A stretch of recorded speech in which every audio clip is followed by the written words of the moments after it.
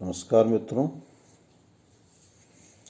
आज हम इस वीडियो में बात करेंगे जाति की। Caste in India. जाति को भिन्न भिन्न विश्वविद्यालयों में भिन्न भिन्न कक्षाओं के पाठ्यक्रम में पढ़ाया जाता है। अगर मैं बात करूं महाराजा गंगा सिंह यूनिवर्सिटी की, तो वहाँ भारतीय समाज का पर्चा पेपर 3rd ईयर में शिफ्ट कर दिया गया है। और अगर मैं बात करूं राजस्थान विश्वविद्यालय की, तो वहाँ भारतीय समाज का पर्चा पेपर 1st ईयर में पढ़ाया जा रहा है। कुछ विद्यार्थियों के मेरे पास फ़ोन आए, इसलिए मैं इस चीज़ की खुल के व्याख्या कर रहा हूँ कि कौन से विश्वविद्यालय में कौन सा पाठ्यक्रम है, कौन से विश्वविद्यालय में किस कक्षा में क्या चीज़ पढ़ाई जा रही है। इसी नाते मैंने आपको ये क्लियर करके बताया है कि कास्ट को हम महाराजा गंगा सिंह विश्वविद्यालय में हम 3rd ईयर के परिप्रेक्ष्य में पढ़ रहे हैं और राजस्थान विश्वविद्यालय में हम इसे 1st ईयर के परिप्रेक्ष्य में पढ़ रहे हैं। खैर मित्रों, जब जाति की बात आती है तो ये शब्द आपने भली भांति समझा है, सुना है, देखा है, महसूस भी किया होगा कि हम भले ही कितने ही आधुनिक, सुसभ्य, वैज्ञानिक, तार्किक कुछ भी हो गए हैं, लेकिन फिर भी हिंदुस्तान में जाति हमें कहीं न कहीं किसी न किसी रूप में देखने समझने को मिलती है। इसीलिए कहा जाता है कि हिंदुस्तान में जाति मस्तिष्क में निवास करती है।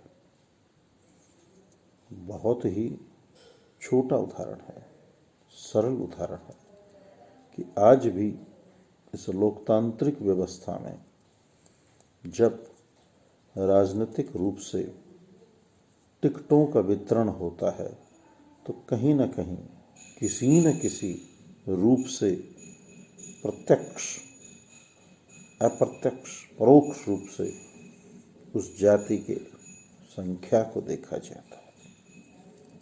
कहीं न कहीं मस्तिष्क में रहती है ये बात। मैं योग्यता के हनन की बात नहीं कर रहा हूँ, मैं क्षमता और नेतृत्व के हनन की बात नहीं कर रहा हूँ।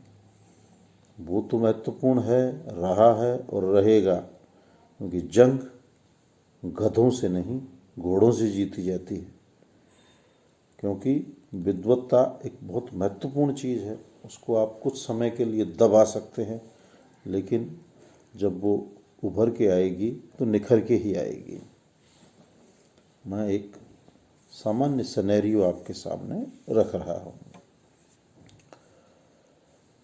उम्मीदवार के चयन से लेके मत व्यवहार तक और आगे मंत्रिमंडल के निर्माण तक कहीं न कहीं किसी न किसी रूप में जाति प्रभावित करती है।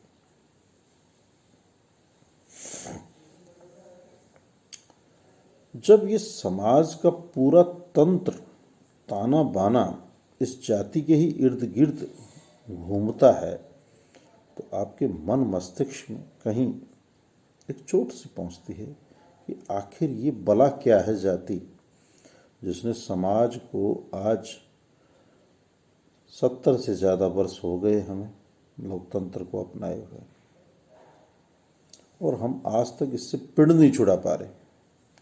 जबकि संविधान की प्रस्तावना में स्पष्ट रूप से लिखा है कि जाति, भाषा, लिंग के आधार पर किसी के साथ कोई भेदभाव नहीं होगा।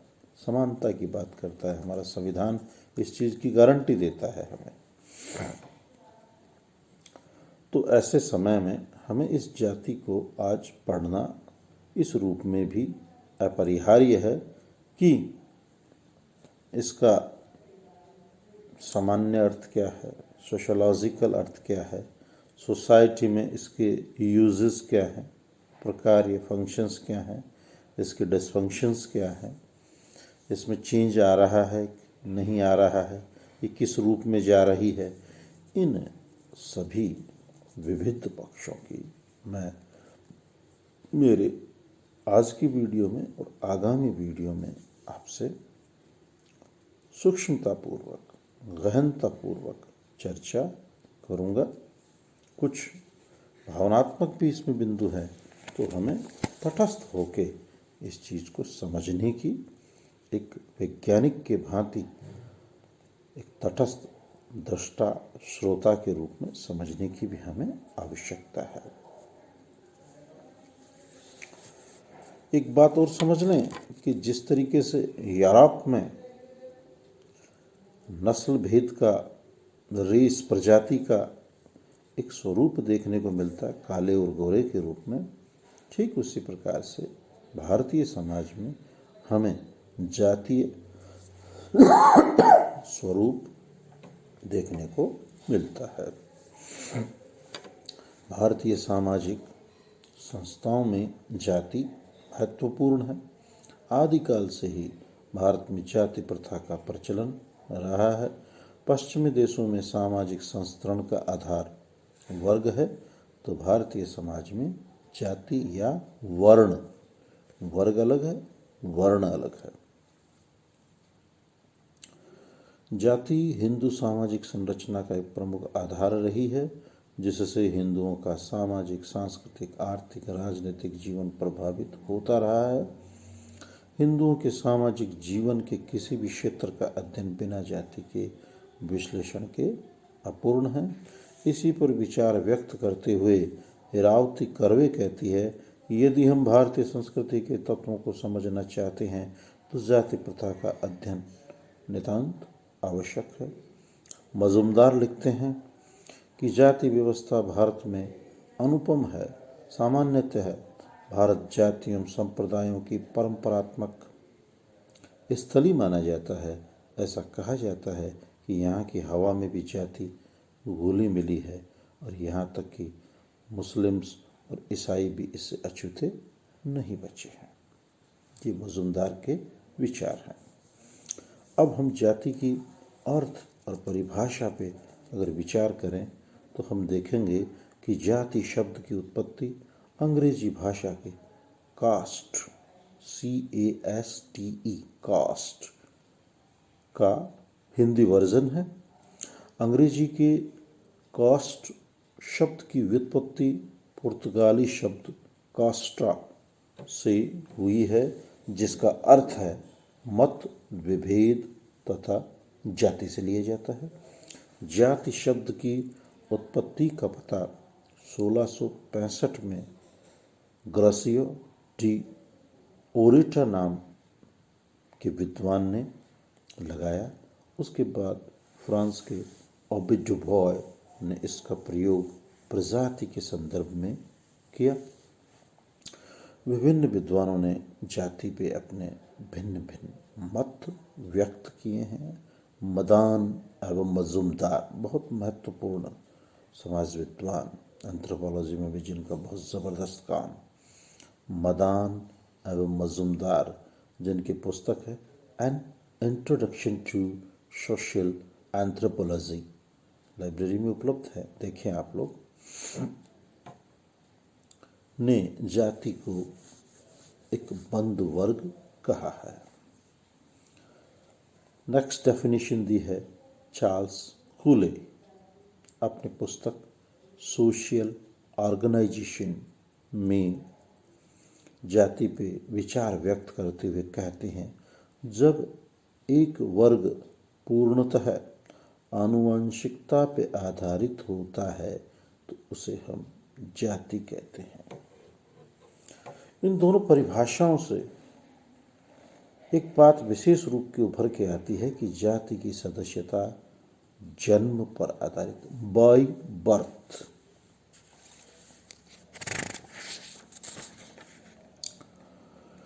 अगर मैं मेरे इस संपूर्ण विचार मंथन को आपके सामने समेट के रखूं तो ये स्पष्ट होगा कि जाति वह सामाजिक समूह है जिसकी सदस्यता जन्म के आधार पर प्राप्त होती है और जो अपने सदस्यों की खान पान, विवाह, व्यवसाय संबंधित क्षेत्रों में अनेक प्रतिबंधों को लागू करती है तथा प्रत्येक जाति की एक राजनीतिक स्वरूप के रूप में देखें तो एक जाति पंचायत होती है जो कि उनके झगड़े, भूमि संबंधित विवाद आदि अनेक प्रकार के तनावों को नियंत्रित, निर्देशित करने का कार्य करती है। अब आगे मित्रों हम बात करेंगे कि जाति की क्या क्या विशेषताएं पाई जाती आदि विविध पक्षों पर हम चर्चा करेंगे। आप सब लोगों से यही मेरा आग्रह, सुझाव, सलाह कि आप लोग स्वस्थ रहें, प्रसन्नचित्त रहें, ज़्यादा बाहर अनावश्यक कम से कम जाएं। अभी कोरोना गया नहीं है मित्रों, स्वस्थ रहें, प्रसन्नचित्त रहें, तनाव की भी आवश्यकता नहीं है। सरकार द्वारा दी जा रही समय समय पे गाइडलाइंस की अनुपालना करें, अध्ययन अध्यापन करें। ऑनलाइन स्टडी मटेरियल आपको सब विषयों का मिल रहा है, उसे पढ़ें, नोट्स बनाएं। हाँ, आपकी कोई शंका है, आपके कोई डाउट्स हैं, कन्फ्यूज़न है तो उसे आप पूछें। और जो ये वीडियोस आपको जो शेयर किए भेजे जा रहे हैं उनको ज़्यादा से ज़्यादा शेयर करें, कमेंट्स करें, लाइक करें और अपने साथियों को प्रेरित करें, वो भी इनको देखें, समझें। निश्चित रूप से आप लोगों की मेरी पिछली 2-3 अपील के बाद में संख्या बढ़ रही है, लेकिन अभी भी वो नहीं पहुंच रहा है आंकड़ा जहां तक पहुंचना चाहिए। तो आप लोग इनका ज़्यादा से ज़्यादा उपयोग करें और अध्ययन अध्यापन की सामग्री को ज़्यादा से ज़्यादा देखें, समझें, स्वस्थ रहें, प्रसन्नचित्त रहें। इन्हीं शुभकामनाओं के साथ नमस्कार।